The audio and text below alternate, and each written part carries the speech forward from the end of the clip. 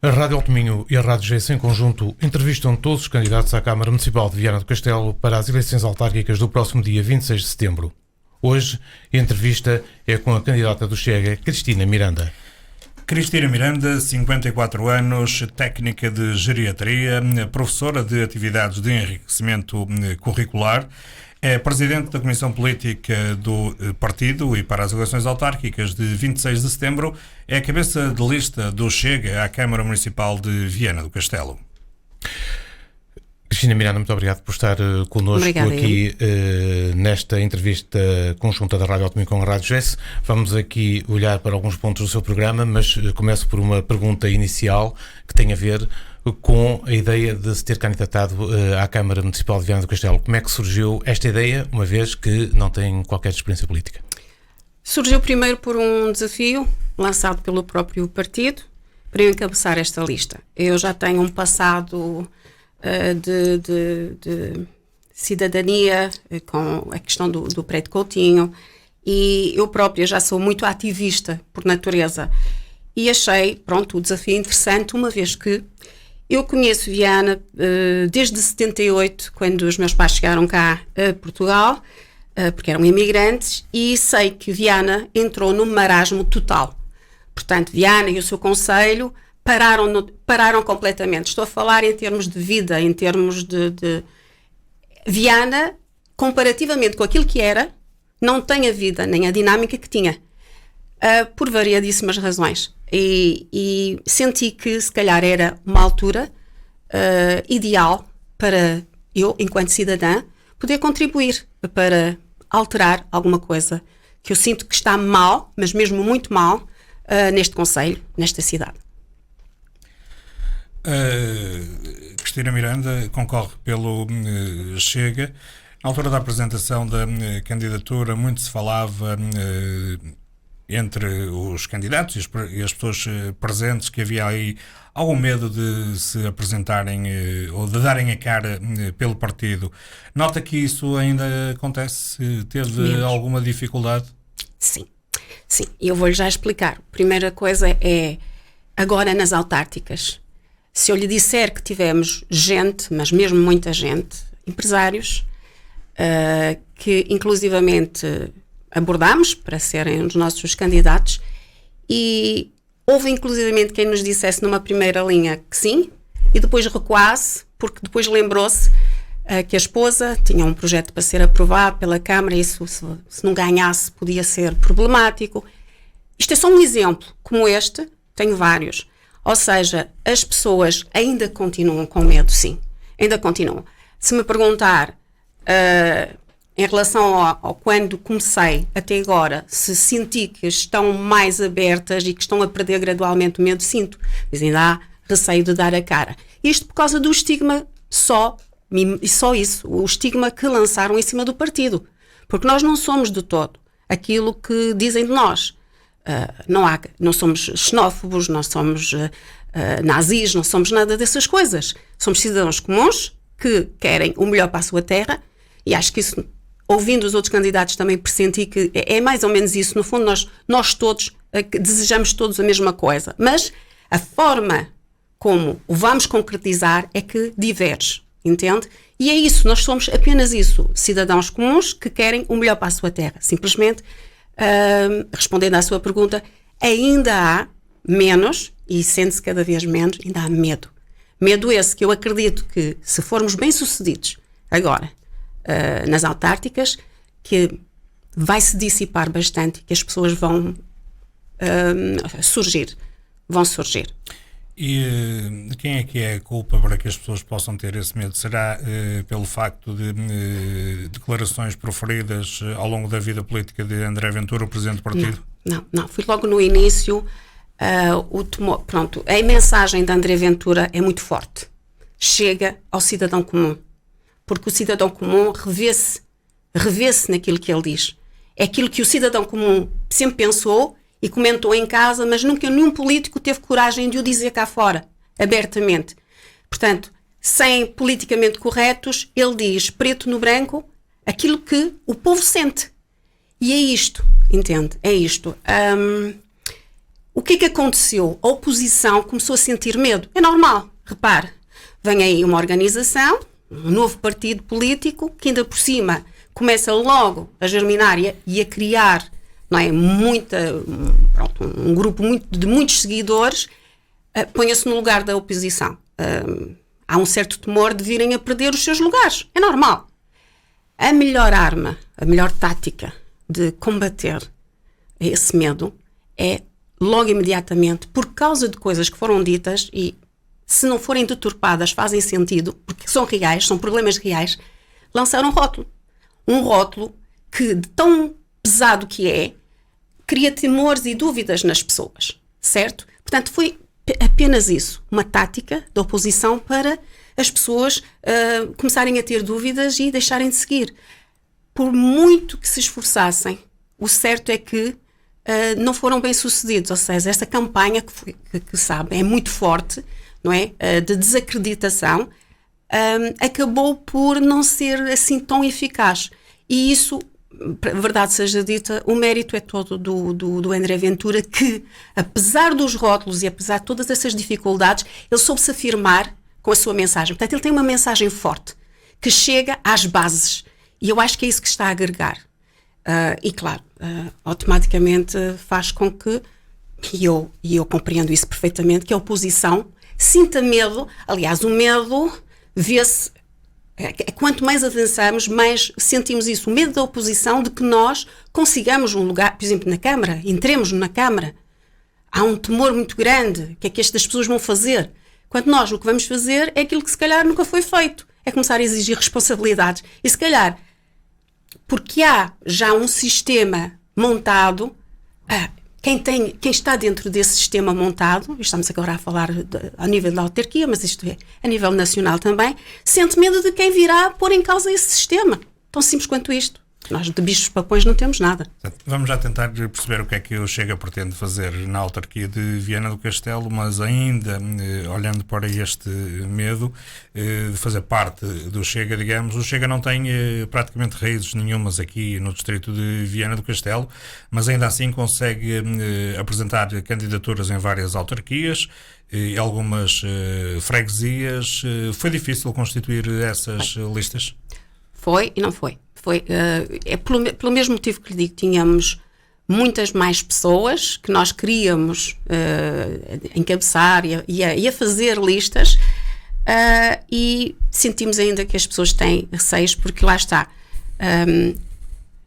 quem tem negócios tem sempre receio de, se nós não ganharmos a Câmara, o que é que vai acontecer com este projeto que eu tenho para aprovação. Estamos a falar de uma Câmara PS, não é? Pronto, podia ser outra qualquer. Há esse receio. Pronto, é tão simples quanto isto. Foi complicado, mas pronto, dentro daquilo que foi possível, pronto, apresentámos as candidaturas a quase todos os concelhos. Cristina Miranda, vamos agora deter um pouco no programa eleitoral da sua candidatura à Câmara de Viana do Castelo, assenta em 4 ou 5 pontos fundamentais.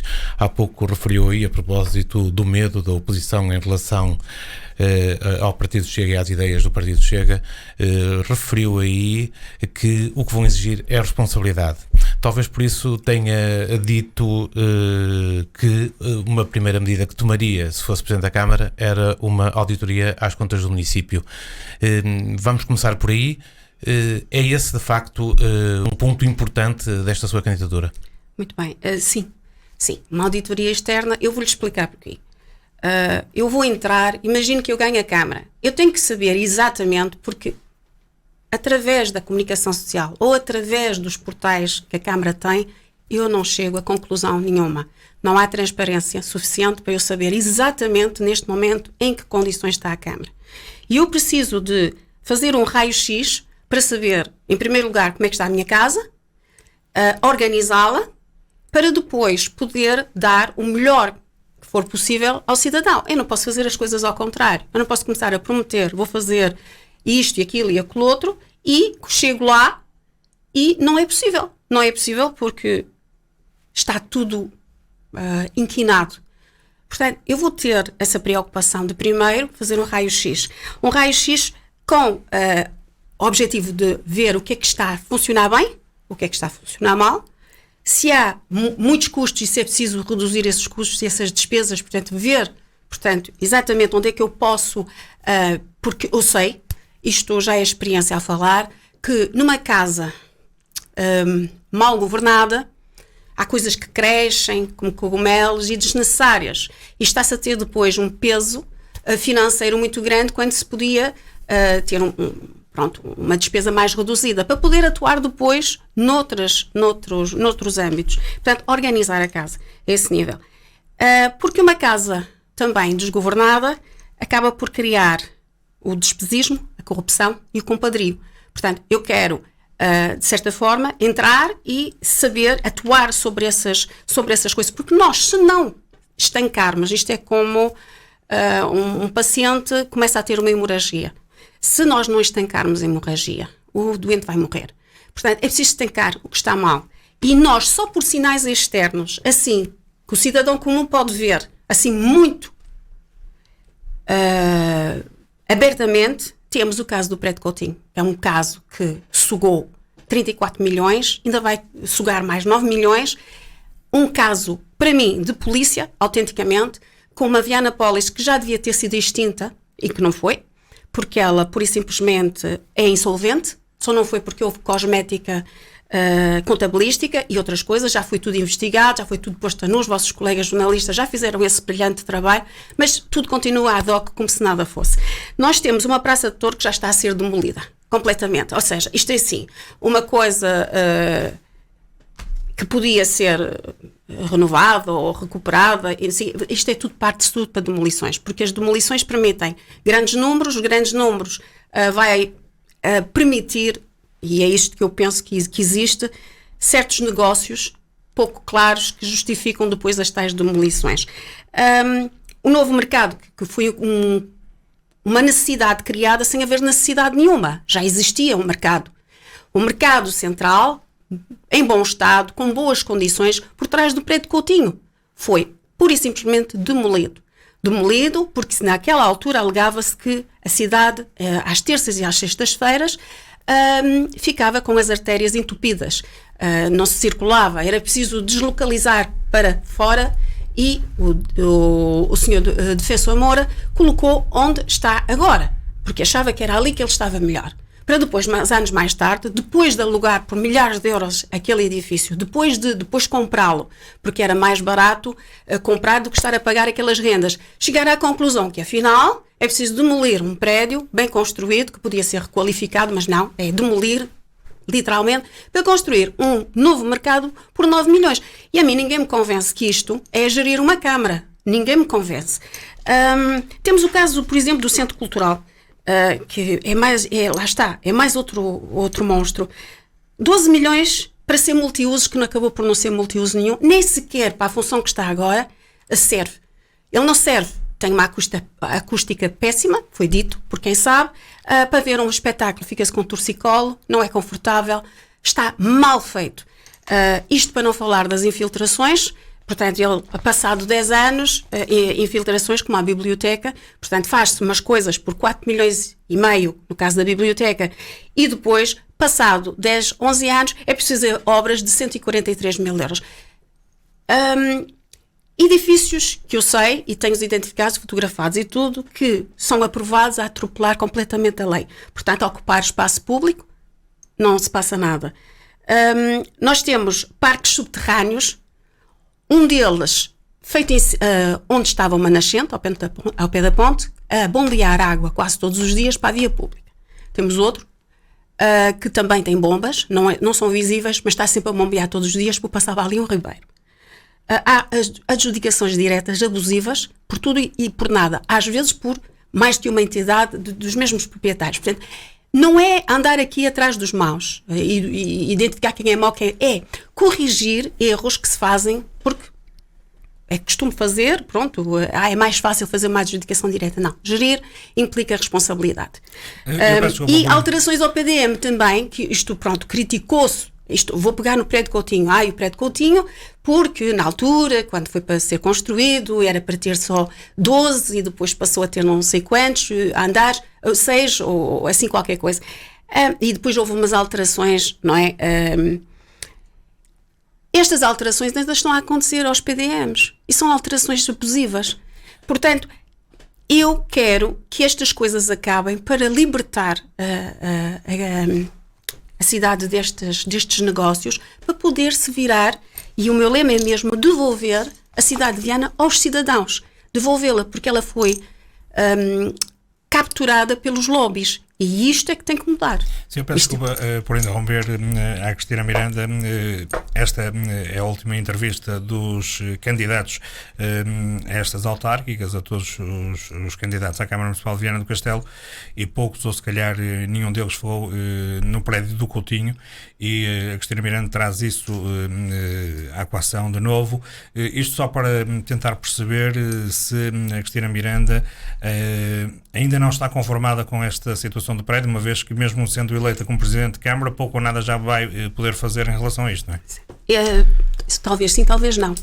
É que isto, se formos a fundo nisto, não sei até que ponto, porque isto é, como eu disse, isto é mesmo um caso de polícia, desde o início, desde que nasce, as polis, e o porquê delas nascerem, que transformaram o Estado num construtor civil para ir buscar dinheiro através das polis para se financiar de um buraco que tinha com o Parque Expo. Isto está tudo documentado, eu não estou aqui a inventar absolutamente nada. Quanto mais megalómana fosse a obra, nas localidades, melhor, porque o Estado ia buscar às polis cerca de 9, qualquer coisa por cento dessas obras, para se financiar. Ora, quanto mais se detectasse coisas, então no caso do prédio Coutinho, já viu, é o prédio mais bem construído da cidade. Nós temos um que está inclinado, ninguém se preocupa com ele, já tem umas fissuras enormes e qualquer dia cai. E tem lá gente a habitar, ninguém se preocupa com ele. E é feio que mata. Pronto, isto é assim, se vamos a falar de estética, meu Deus, ao pé, passa-se a ponto, do lado direito é só coisas feias, ok? Mas achou-se interessante pegar naquilo. Porquê? Porque aquilo ia dar muito dinheiro para demolir. Que agora não se diz demolir, que é para não chocar tanto, é desconstruir. Acho muita graça esta... Mas, se for eleita Presidente de Câmara, vai tentar ainda travar essa desconstrução, digamos? Não sei o que é que se pode fazer. O que eu gostava que fosse possível fazer era parar, requalificar, mesmo que ele perdesse. Eu não sou muito a favor dele perder andares, já lhe explico porquê. Eu achava interessantíssimo o último andar de ter, por exemplo, um restaurante panorâmico, já falei nisso. Podia ser um ex-libris da cidade. Ele tinha que levar toda uma roupagem diferente. Os fundos, todos vazios, dá um bom mercado. O espaço exterior, atrás, a continuação desse mercado. Podia ter a parte exterior, por trás, no parqueamento, podia ter nos fundos, e toda aquela envolvente podia ser toda reestruturada, e tínhamos ali, sem gastar tanto dinheiro, a possibilidade de termos ali mercado, um ponto turístico, percebe? Eu não sei o que é possível fazer. O que eu sei, isso é que eu sei. São tantas e tantas e tantas ilegalidades que este processo tem desde a sua nascença até agora, que eu não acredito que aqui não se possa fazer qualquer coisa para travar. Repare, a minha preocupação é travar o despesismo. Repare, tudo o que se justifique, porque o Estado não é um construtor civil. Isso é para os privados. Tem que se preocupar com as pessoas. Porque é que a Câmara Municipal só se preocupa em demolir isto, demolir aquilo, construir isto, construir aquilo? Deixe isso para os privados. A cidade e os conselhos são das pessoas. E para as pessoas, fez qualquer coisa?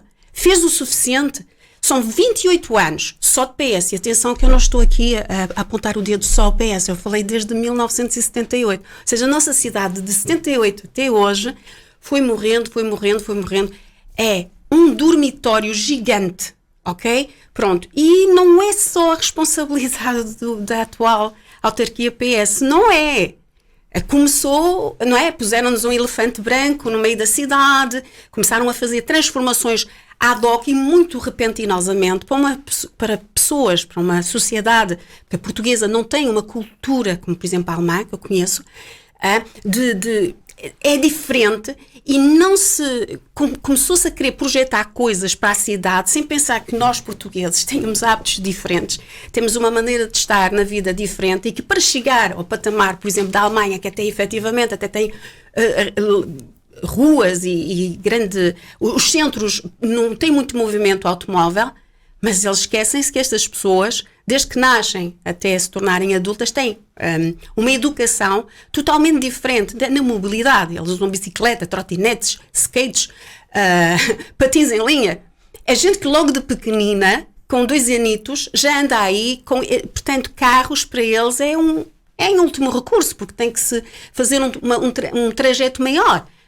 Portanto, nós não temos a cultura deles, nas escolas não nos ensinam nada. Aliás, são coisas que eu quero, que eu tenho no meu programa.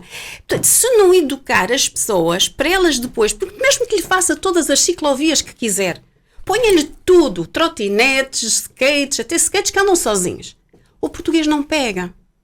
Porque é a nossa cultura, nós não fomos sensibilizados ainda, educados para... A pouco, tudo bem. E nós começamos na cidade a fazer grandes transformações, a transformá-la desértica, já com essa antevisão de que as pessoas iriam... Não, foi o que se viu. Percebe? Portanto, eu não estou a atribuir só as culpas, eu estou a dizer que toda a gestão até hoje foi errática. Errática, completamente. Se eu puder fazer qualquer coisa para travar este despesismo, dizer alto, se eu encontrar uma ilegalidade que seja, compreende? Portanto, ao fazer as coisas e ver alto, parou. Vamos ver, vamos ponderar. Porque eu tenho que sempre pensar nas pessoas e no município. O que é que fica mais barato? É parar isto já e corrigir este erro ou deixar avançar? Repare, eles falaram em 9 milhões para o novo mercado. 9 milhões. E nós nem sequer temos transportes suficientes para poder, um simples trabalhador que quer trabalhar numa zona industrial, como é na minha terra, não tem transportes. Portanto, ou tem carro, ou não tem empregabilidade nenhuma. Não pode ir trabalhar. Na zona industrial, mesmo ali ao pé, em Neiva, não há transportes. Eu perguntei isto ao presidente da junta, ao meu presidente, e ele disse... E eu já sabia, só queria ter a certeza, não é? Porque eu, infelizmente habituei-me a saber que tinha que ter carro, porque, é mesmo assim. Nós não temos transporte. Gastamos milhões em coisas desnecessárias e depois as pessoas querem... Só isto, trabalhar, ou até noutro concelho, ou na zona industrial de Lanheses. Eu sei de um colega que não pôde, portanto, assim, não tem transportes, teve que resolver as coisas de outra forma, portanto, outros não se candidatam sequer porque têm essa limitação. O que é que se passa? Há dinheiro ou não há dinheiro? Então, se há dinheiro, primeiro as pessoas, caramba. Outro ponto importante do programa do Chega à Câmara Municipal é o apoio à economia local. Como é que a Cristina Miranda identifica o que se passa com a economia local vienense? A economia local foi, completamente abandonada. Completamente abandonada e as pessoas ficaram à sua mercê. Tiraram os carros da cidade, tudo bem, as pessoas deixaram de passar e ver as lojas, de parar. É nosso hábito português. Nós só não levámos o carro para dentro do café porque não nos deixam, não é? Mas é aquela coisa de vou tomar ali um café, para o carro, às vezes nem desliga o motor do carro para ir tomar um café e tal. Começou a deixar de haver movimento. Veio depois o centro, o shopping e agora com a Covid, então, foi um caos. Eu entendo que para renascer agora tem que se fazer um plano, vamos lhe chamar um bocadinho radical, porque eu fiz um inquérito de rua às pessoas, elas não sabiam para quem estavam a responder, era para nós, para saber exatamente se os problemas delas se iam de encontro àquilo que eu já suspeitava. Uma vez que já tenho alguma experiência empresarial e sou cidadã e vejo. E não é que acertei em cheio. Acertei em cheio porque as pessoas dizem que realmente sentem-se, para já, abandonadas ali. Portanto, ninguém quer saber do problema delas, que não há movimento. E com a Covid ficou muito pior. E que precisavam realmente de ser ajudadas. Porque o que elas queixam é de falta de clientes. E agora? Falta clientes na zona histórica. Porque as lojas não são atrativas. Não há lojas suficientes. As pessoas... Não, repare. Não há movimento. É preciso, por exemplo, neste caso, se as ruas não são atrativas, há que trazer isso para o centro histórico. Uma das ideias que eu tenho é tornar as ruas atraentes, atividades de rua, artes, as vendas, animação, música, teatro, trazer os nossos artistas para a rua e dar-lhes essa liberdade, mas sem ter que pagar licenças. Aquela coisa de, queres pôr aqui uma coisinha, um quiosquezinho para vender uns artesanatos ou para vender a tua arte, as tuas esculturas, então tens que pagar uma licença. Não, dar liberdade às pessoas, porque para pagar licenças faz-se aluga-se uma loja física, certo? Era trazer os artistas para a rua. Música, vai-se para fora, as ruas são animadas, há pianos na rua, eles tocam, as pessoas contribuem. Quando tomam café, ouvem música, veem a animação, um artista a pintar. É bonito, atrai, e eu, enquanto tomo café, eu prefiro ir, por exemplo, a um sítio onde haja esse colorido, do que, por exemplo, ir a um sítio onde não vejo nada, correto? A isenção, portanto, depois de retirar todo o movimento do centro histórico, entendo que tem que se ajudar as pessoas com a isenção de IMIs ou baixa de impostos. É preciso avaliar isso. Eles estão com perda de clientes, numa fase já e rápida, teria que ter uma ajuda desse género. E entendo também que tem que se baixar ou isentar, em determinados horários, os parques. O pagamento de parques, porque está elevadíssimo. Repare, por uma hora paga-se um balúrdio, 3 euros, 2 horas, não, quase 2 horas, eu penso que foi 1 hora e 45 minutos, 3 euros. É caro. Foi dito pela Câmara que iria haver um controle nas tarifas. Não houve. Foi sempre subindo. E também teria que haver um gabinete de apoio ao pequeno empresário, àquelas empresas familiares do centro. Sabe porquê? Porque enquanto que as empresas, as outras, sabem como é que hão de ir buscar os apoios, como é que hão de resolver as suas questões empresariais, estes pequenos negócios são mais sozinhos. Se tivessem um gabinete através da Câmara que pudesse se preocupar com eles, onde eles pudessem ir lá, se precisassem, pronto, ou até dar, imagina,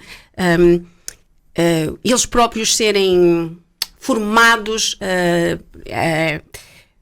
porque o negócio pode não estar a correr bem porque, pronto, falta ali qualquer coisa. Eles próprios sentirem que têm o apoio e de um técnico que os pode ajudar no seu negócio. Portanto, estamos a falar de negócios familiares que são muito importantes numa cidade para o desenvolvimento económico. São muito importantes e estão muito descurados neste momento. Um dos aspectos mais polémicos ultimamente também é a criação da empresa Águas do Alto Minho. Como é que o Chega vê esta questão que tanta polémica tem levantado entre os vienenses? Pois, o problema da ADAM foi ter nascido. Foi ter havido alguém que teve a ousadia de fazê-la e fazer aquele contrato, que só quem não leu o contrato é que não fica com os cabelos em pé. Aquele contrato, do princípio ao fim, tem coisas que nem ao diabo lembra. Como é que é possível assinar um contrato que diz textualmente que em caso de não haver receitas suficientes, tem um regime de equilíbrio financeiro. A empresa nunca tem nunca tem prejuízos, porque ela, se deixar de faturar, pode aumentar os tarifários, pode fazer uma data de coisas, quer dizer, a empresa está sempre segura em termos de prejuízos. Se é uma empresa pública ou privada, tem que assumir os riscos também. Quer dizer, eles não assumem nada. O resultado está à vista. Nós tivemos gente que olhou para aquele contrato e achou que ele era, já por si, danoso, achou que o podia assinar. E assinaram, certo? Agora, o problema disto é que, se eventualmente se passarmos para uma reversão, não sabemos até que ponto, e eu tive o cuidado de perguntar a um colega que é advogado aqui em Viana, perguntar como é que é, se ele tinha lido e ele tem conhecimento, e disse-me que as compensações, portanto, as indenizações são altíssimas no caso de haver uma reversão. Não sei se esse não é, mas teria que ser tudo muito bem analisado. Para mim, o que me é chocante é como é que se foi possível assinar um contrato daquela natureza. Aquele contrato, do princípio ao fim, é lesivo para o contribuinte.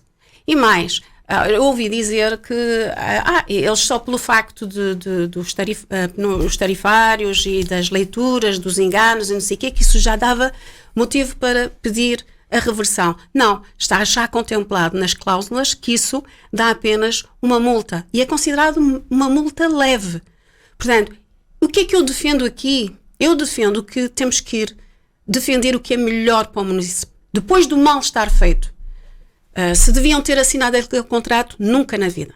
Aquele contrato são aquelas parcerias público-privadas ao estilo de Sócrates, que aquilo tem tanta cláusula manhosa que não dá. Eu sinceramente não consigo compreender. Nenhum dos partidos com assento na Câmara deveriam ter assinado aquilo. Mas assinaram, certo? Agora temos um problema. A reversão é possível sem custos e sem danos para os municípios. Vamos ver. Isso vai ser a nossa luta. É isso que eu digo. Portanto, não sou contra, atenção, contra as parcerias público-privadas, muito pelo contrário. Eu acho que o Estado não gera bem. O Estado, aliás, o Estado nem sabe gerir. O Estado não sabe gerir. E, portanto, quanto menos coisas tiver a seu cargo, melhor. Mas, quando elas funcionam bem, no caso das parcerias público-privadas dos hospitais, funcionam bem. Agora, se o Estado se demite, porque nada me reparei noutra coisa, tem uma entidade que representa o Estado lá dentro. Eu pergunto-me também o que é que eles lá dentro, essa comissão pública, esteve a fazer. Não viu nada, não se apercebeu de nada. Foi só quando as pessoas começaram todas a queixar ao mesmo tempo é que eles se aperceberam. E está aqui muita coisa estranha. Também fui vítima de enganos. Eu fui à DECO, resolveram o meu problema. Com a ADAM neste momento não tenho problemas nenhuns, mas não me sinto muito confortável e vou-lhe explicar. Não é por ser uma parceria pública-privada, é por causa do contrato que eles assinaram, das cláusulas que lá estão. Eles podem... Imaginemos isto. Nós temos que, em termos de ambiente, que ser poupar água. Se começarmos todos a poupar água e não consumirmos muito, a ADAM pode subir os tarifários precisamente para compensar essa perda. Não acho isto nada normal. Teríamos muitos temas aqui a abordar, mas estamos mesmo com o nosso tempo no limite. Queria questioná-la apenas e só qual é o melhor resultado para o Chega à Câmara de Viana do Castelo nestas eleições? O melhor resultado seria ganhar a Câmara. É sim, tenho que ser sincera. Não acontecendo isso, se ganharmos, e oxalá que sim, pelo menos 2 vereadores, ficaríamos muito, muito satisfeitos com isso. Obrigado, Cristina Miranda, por ter estado connosco aqui nesta entrevista entre a Rádio Alto Minho e a Rádio Jesse. Nós vamos voltar, com certeza, a aprofundar estes e outros temas no debate conjunto, no próximo dia 16 de setembro, no Auditório Lima de Carvalho. Obrigada. Obrigado. Obrigada.